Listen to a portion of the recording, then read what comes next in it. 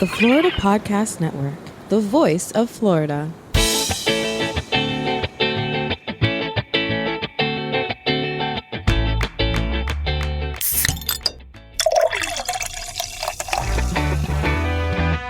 From Mallory Square in Key West to the Governor's Mansion in Tallahassee and all points beyond, you're listening to the Florida Beer Podcast, powered by FloridaBeerBlog.com, your source for all things related to the craft beer community in the Sunshine State. And now your host, Dave Butler. Ladies and gentlemen, we have made it to episode 100 of the Florida Beer Podcast, powered by FloridaBeerBlog.com. This is Dave, your very humbled host and author. Thank you all so much for joining on this particular adventure.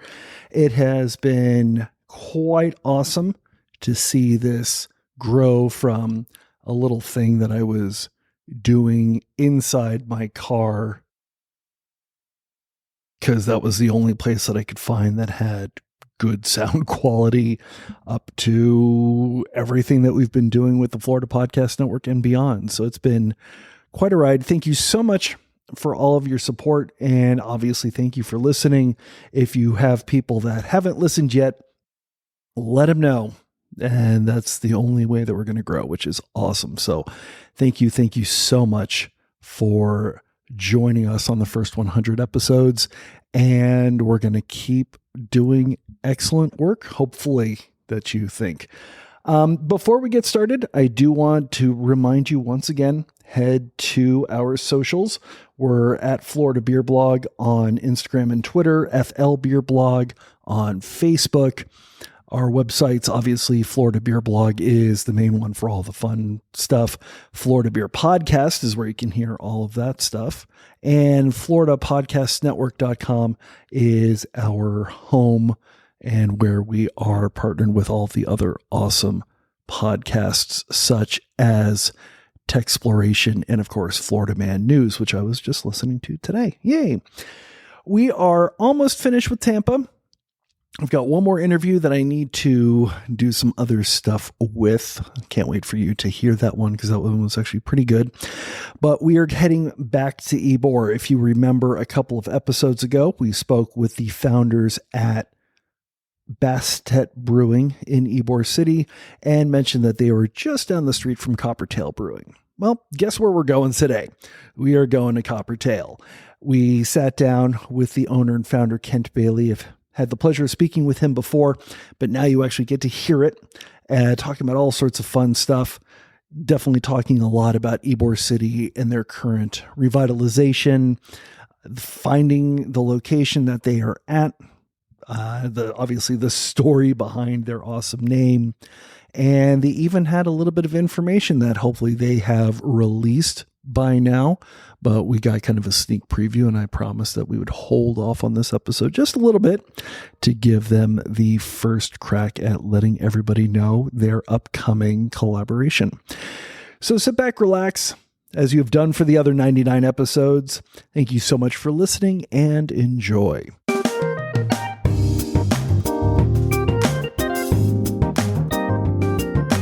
Since this is the first time that Coppertail has been on the podcast, obviously you and I have spoken before, and I know this story, but can you give everybody a quick rundown of how long Coppertail's been in existence and kind of what you're happy to be known for? Yeah, I started the brewery back in 2012. And that was when I was really fired up about craft beer. I was home brewing. I had this idea that I wanted to start a brewery, talked to some distributors, talked to some retailers, and got this idea that there really was a need for more craft beer in Florida back then, which is almost hard to imagine now, right? Fast forward to 2022 when there's so much craft beer. But back then, around 2012, there wasn't much. And there were some that were doing a great job. But anyway, so we started the brewery in 2012. It was 2014 when I finally got it open. A lot of false starts and delays with construction and with equipment manufacturer and all that stuff. And yeah, so we've been around now, I guess, coming up on 8 years. That's amazing. Which actually just astonishes me to say. And, in that time, I think primarily what we've become known for is we do a lot with hops. We do a lot of IPAs. We do a lot of experimental IPAs. And so we've got Free Dive, which is our IPA. Then we also have Unholy, which sells really well in South Florida for some reason. Yeah, which is interesting. In Unholy, I that is the most apropos name for a beer I've ever heard of in my life, because it just makes me like cringe that you would do that to a Belgian triple. Yes. Why do you overhop a Belgian triple? Yes. And we've gotten complaints. I've received angry letters from people that it's just bastardizing the Belgian triple. And I agree, which is why we kind of wanted to clue the consumer in that it's not a Trappist beer. It's not a normal beer that plays by the rules. It's kind of a mix up, mishmash. I would actually say, and I'm curious as to whether you agree with me, that Tampa loves to go hoppy as a beer city. And I'm saying specifically Tampa, not Tampa Bay, not St. Pete, not Clearwater, not anywhere, but just Tampa. Just Tampa. They love to go hoppy. And I've seen other breweries that have literally pulled off beers, reformulated it, changed the name, and put it out there. And it's literally the same beer, but there's just more hops. We used to joke about that when we first started, which is why I laugh. We used to joke about, okay, well, what are we going to do? We're going to do that beer, but hoppy. We're just going to do hoppy this. We're going to do hoppy that. And so we were kind of making fun of ourselves and trying to remind ourselves not to fall into that creative rut of let's just take a beer that's already out there and throw a ton of hops in it. But I would agree that Tampa is an exceptionally hoppy place. I think the beer crowd has gotten into hops wholeheartedly, and a number of us breweries have really enjoyed jumping into it too. Awesome. So in Tampa, where you are, you decided on Ybor. And it's not downtown Ybor. It's not where the chickens are. It's kind of the outskirts where across the street is probably better known as more of the docks port area. Yes. But it's still close enough to where you can see sort of that outskirts of Ybor and so on. Why did you choose this location to begin with when you decided to open? So we wanted to be near downtown, as close as we could get really to the heart of the action. But at the same time, I also knew we wanted a big building. We, talking to all the breweries that had come before us, they all said, we're really constrained by our building size. We can't make enough beer. So we wanted to get into a big, cheap building, and we wanted to grow. So if you're looking for a big, cheap building that's near downtown Tampa, there was only a few places to look. And one of those places was the Ybor neighborhood. And especially this really rough section of Ybor. When I say rough, I don't mean like a lot of violence. I mean like economically rough looking, a lot of dilapidated buildings, a lot of warehouses. Especially 8 years ago, it looked really rough.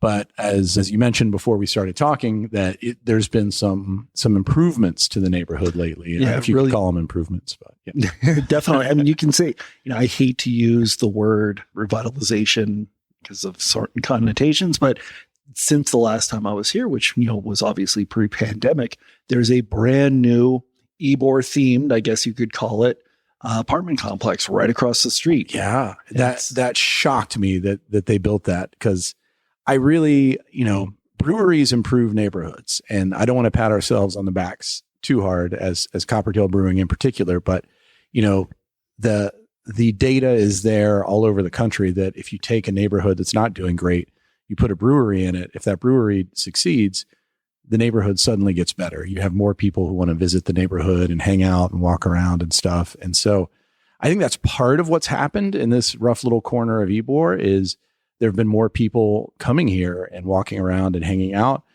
And yeah, so we've got hundreds of apartments just went up across the street. Another maybe 100 just went up like a block that way behind us. So the neighborhood is definitely changing rapidly.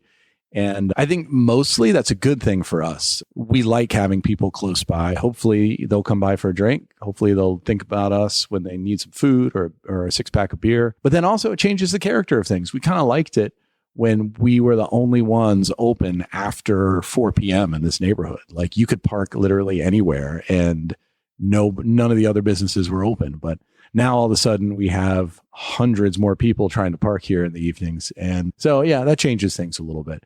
But I think it's still long term. I still think it's a good thing for us and a good thing for the neighborhood. So we're happy with it. Awesome. And you've really kind of doubled down on the location for getting the building, which used to be a mayonnaise factory, if I'm correct. It did. Yeah. Good memory. We found pictures in the Hillsborough County Library System of this building in like 1907 or something with a bunch of guys wearing Hellman's mayonnaise uniforms posing in front of it. They were so excited. And anyway, so then after Hellman's, it was a olive packing plant. That's what most of the old locals remember it as, an olive packing plant for a long time. And what was? Well, I was going to say, you've really doubled down on this. You've taken this building and you've expanded and you've expanded and you've expanded.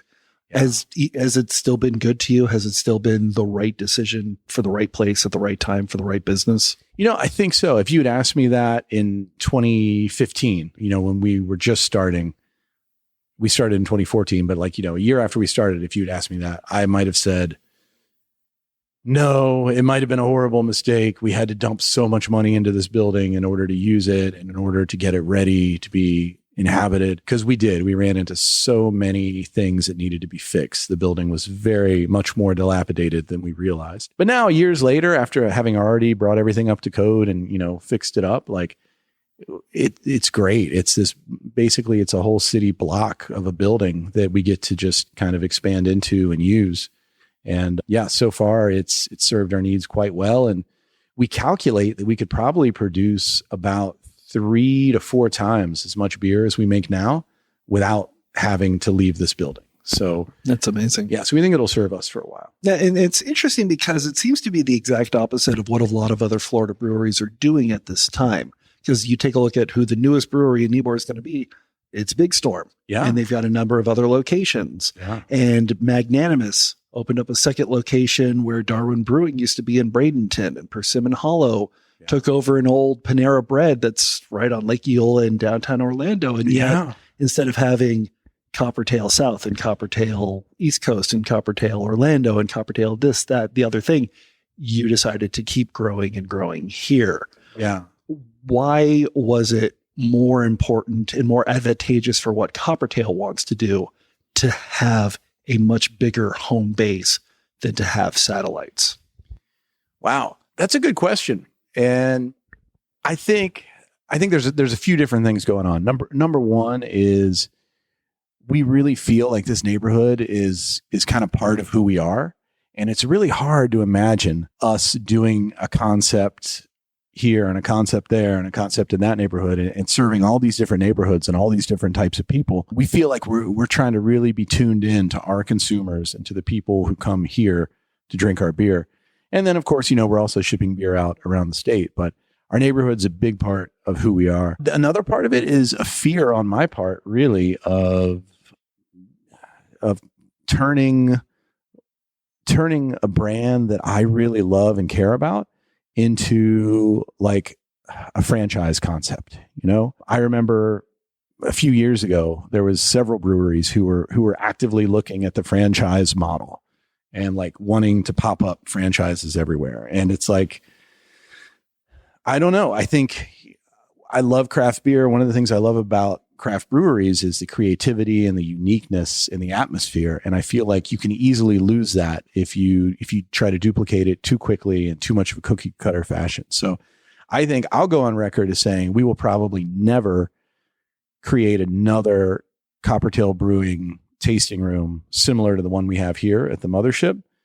But if we ever add a second location, I think it would be a different concept. Like maybe it would be focused on barrel aging or sours, or it would be focused on lagers or open fermentation, or, we'd try to focus it on something that we don't already do a ton of here. And that way it could help us kind of grow and expand and have a different concept with a different vibe in a different place. And a completely different name and identity and something. So it wouldn't be Coppertail, it would be something else. And they're just owned by Coppertail. I did not know that. Maybe. Yeah. We're not sure how we would approach that if we did it. But it's one of the conversations we're having internally right now is like, hey, it might make sense to have a second location somewhere. And, because we're working on a larger system here, it might make sense to have a smaller system we can work on at a different location nearby.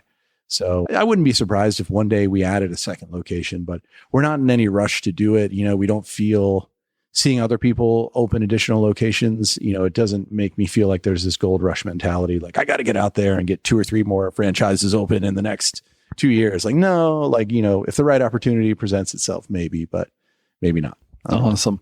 And obviously a big portion of that is your visual brand, your kind of IP, the look of what Coppertail is, and which is interesting because the look of Coppertail is radically different from the stereotypical Florida imagery that most breweries, and rightfully so, want to follow and want to kind of take a look at. So even before we go into the who, why was that decision made? Why did you not do a traditional Ybor? Let's do a bunch of cigars, or, we're close to the beach. Yeah. Let's do some more sunny palm tree sort of images. I think creating the look that we have, or that we've been working with, it's been a really fine line because we are a Florida brewery. And in the end, we feel like our brand, Coppertail Brewing, is about the water, and it's about Florida, and it's about that Florida lifestyle. But it's really easy to go kind of a cliche direction with the Florida lifestyle, right? And so, exactly. Yeah. And so what we were thinking a lot about and talking a lot about is, how do we reflect this weird brand that's based on an imaginary sea monster? And brief touch on that. Imaginary sea monster created by your daughter when she was 5, correct? Yes. Yeah. She was a born storyteller, and she would tell the craziest stories when she was little. And one that she liked to tell was about a sea monster named Coppertail. And I thought that was awesome. And so I would reference it like whenever we would go to the beach, look out for Coppertail, and I always remembered it. So when it was time to come up with a name for the brewery, I was writing down a list of names and bouncing them off of the people I was working with. And I was like, okay, Coppertail's on the list. And everybody's like, Coppertail kind of has a nice sound, has a nice ring to it. And then when I started talking about the sea monster thing, kind of realized like, wow, we could have a lot of fun with this, with beer. We could make really weird beer labels. We could basically touch on the water with most of our brands and kind of incorporate it all that way. So that's what we've tried to do. But your point about the look is a good one, that it's dark. It's dark. You take a look at the packaging, a 6-pack of Free Dive, one of your whores, and then one of your brand new hazy IPAs, Cloud Dweller, which we're drinking right now. Yeah. And obviously the first color that comes out is black, like jet black. Every single package you have is black. Yes. And then everything is done in light beige or sort of that copper brown quality. There's no orange, there's no blue, there's no green, there's no yellow, and it's all that same color scheme. Yes. When did you see this and say, hey, that's it?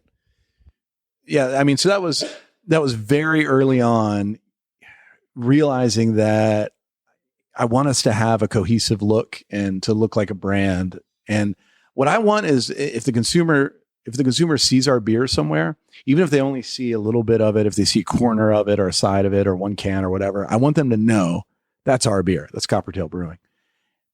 If they like our beer, that becomes a good thing, right? Because then anytime they catch a glimpse of it, they know they can get that good beer. So I guess what that was really born out of was, during that time that we came up with the brand, I was looking at what all the other breweries were doing, and it seemed to me like they were all imitating each other. They were all doing these bright colors and trying to produce the loudest, gaudiest packaging. And so I would go look at grocery stores or Total Wines or Whole Foods or wherever, and I would see a shelf filled with all these gaudy colors. So a guy I was working with on art and marketing, he said, well, try this really dark, this really black look. Bring that to the grocery store and set it on the shelf and tell me that doesn't jump out at you. And I'm like, black's not going to jump out at you. Black doesn't jump out at anything. But then if you set it in a whole row of bright, screaming colors, your eye gets immediately drawn to the darker packaging. So that's been my belief, why I felt like darker packaging was okay. But it also really just goes back to the philosophical thought, I guess, that we want to be different and better. And that's something that we've talked about since day one. Like, if we can't do something different and feel like it's better, we shouldn't even do it. And that comes from releasing a particular beer, or even, how we do our packaging. If our packaging doesn't look different and arguably better, then why are we doing packaging and putting it out there? So that's kind of my thinking on that. No, absolutely. And it's interesting because you mentioned, with the exception of, obvious, special releases like the Cloud Dweller, it all does have sort of that aquatic theme, which continues on to that, because I never really noticed that. Yeah, we tried to do it in a subtle way to avoid the cliche nautical stuff. And every once in a while we violate it and we do a label that really has nothing to do with the water or the ocean or the beach or anything. But we try to stick to it as much as we can. And so who is doing this artwork? How did you find the artist? Did the artist come to you? Is that somebody that you had to sort of grow internally? Because you take a look from the original packages, which are obviously still using, up to the stuff that you're releasing today, and it's all, pretty much the same. Yeah. Evan Harris is the name of the illustrator artist, and he lives in Portland. And I saw his art in 2014 online, and then pretty much immediately called him and told him, I'm working on a brewery. I would really love it if you would do illustrations for us. So really, since day one, he's been our illustrator, and he's been just awesome to work with. In the early days, he even accepted part of his payment in beer, which is pretty cool. I just had to ship a bunch of beer to Portland for him. Nice. It's kind of amazing. I would think that with as much work as you're giving him, he should probably be moving down here pretty soon. We've floated that idea to one another a few times. And he likes Portland and he likes doing a variety of different art. So the idea of coming down here and feeling like he's employed by me, kind of makes him feel, chained. And gotcha. I think one of the coolest things about Evan is that he's a little crazy and he's an independent spirit. And I feel like if we ever broke him and made him like come sit at a desk and do art all day, I think it would probably just ruin him. That's amazing. Yeah. So you've got this incredible concept, very visually striking and unique. Has it been difficult to prove to casual beer drinkers that, yes, we are a Florida brand. We are happy to be Florida. I know that it looks like this, but we are Florida. I worry about that. And I don't know that people look at it and assume we're not from Florida because of the dark colors. But I've often worried about that. So, for instance, I try to make sure that we've got the state of Florida printed on there. Okay, I can see it at the bottom corner of the box. And that, believe it or not, I've got a director of marketing in-house here. His name's Gary. He's a wonderful guy, fantastic with art and stuff. But he disagrees with me so wholeheartedly, and I keep trying to get him to make the state of Florida like huge on the boxes, and he keeps making it smaller every time. So we have that little disagreement there. But yeah, so I worry about that a little bit. So we try to put little indicators all around the packaging that like, hey, this is from Florida. So if you take a second and look at it, hopefully the consumer will absorb that. Absolutely. Now, what's interesting is, like I said, we've got spec sheets for your newest beers. In fact, one they're still making right now. We just saw them zesting the tangerines, and it continues that Evans Peter, that dark visual style. Yeah. So you have stuck with it for all these years. But you're also releasing beers, as I take this Berliner Weiss can, or Florida Weiss. Yes. And you have decided to go the completely different route with some of the beers. And you've got some that are just so clean that it's just a word mark and a color. And that's it. Yeah. Why did you decide that some of the beers you want to step outside? Well, that particular beer that we're looking at is our new Florida Weiss series. It's about to come out.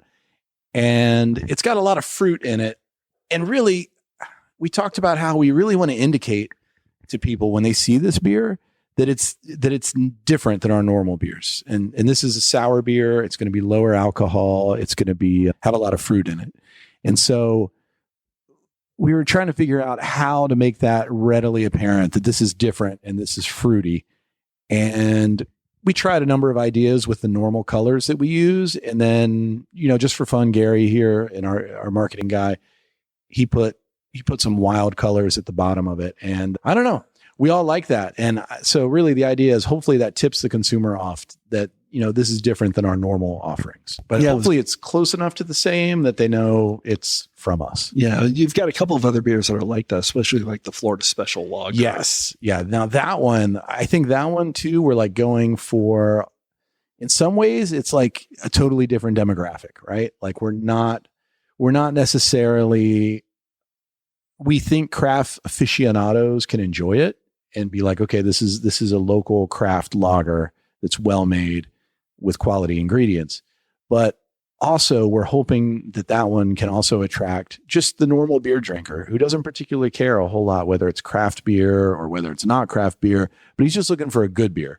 And so really with that one, we also gave ourselves permission to just step out of our normal color palette and, use whatever colors. So right now the plan is for the color of that one to like change periodically. So Interesting. We'll see what happens with that. And you've got another one. The colors are creamsicle.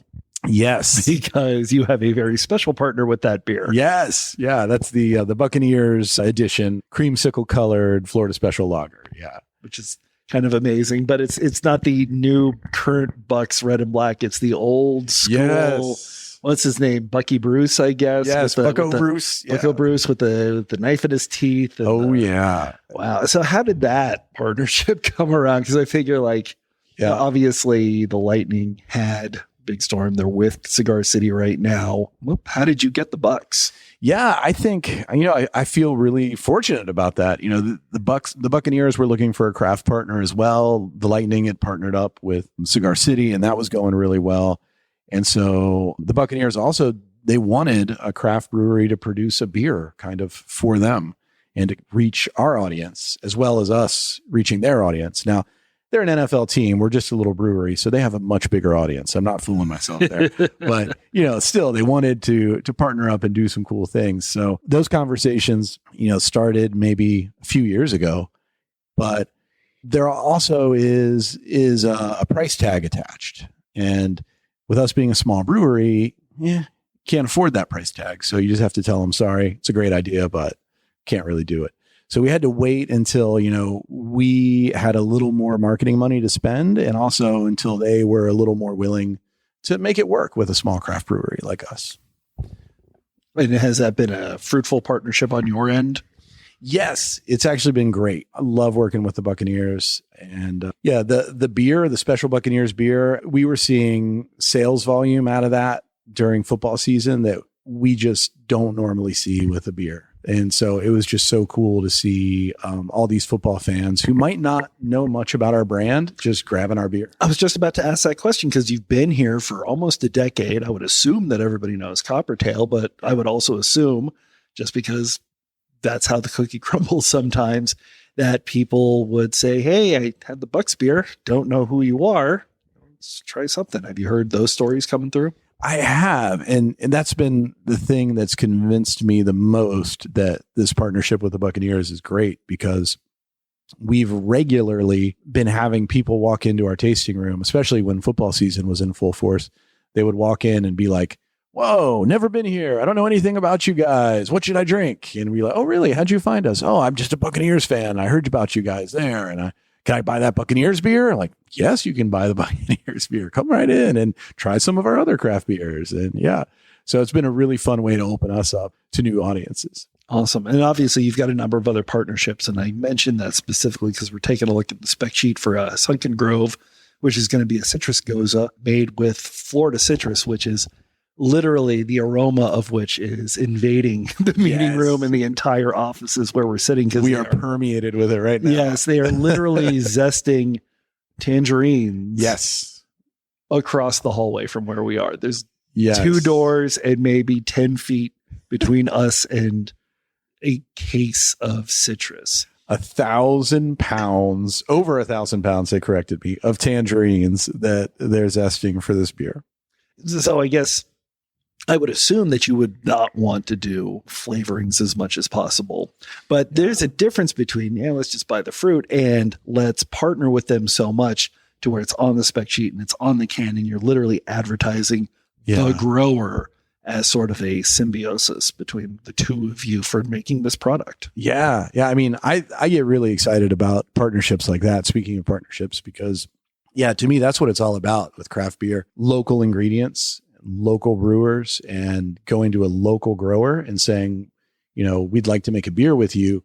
Do you have any fruit that would be interesting? And then, having them say, yeah, we can help you with this with these, what are they, tangerines? I kept saying the fruit wrong. The tangerines. I think you called them grapefruit. I called them grapefruit, but tangerines. So then having them say, okay, yeah, we've got these special proprietary tangerines and we'll get a bunch of them in your hands. And then, so we've got this beer coming out that's going to use all those tangerines and it's going to advertise the local grower. And so all together, those kind of beers get me excited. Yeah. And I know you've got another beer that's coming out. Hopefully by the time this episode is released, that information will be released. But the people that you're partnering with can't exactly give you anything that you can put in a beer unless it's fur or animal byproduct. Now, wait a minute. Which beer are we talking about? I think we're talking about the Lowry Park.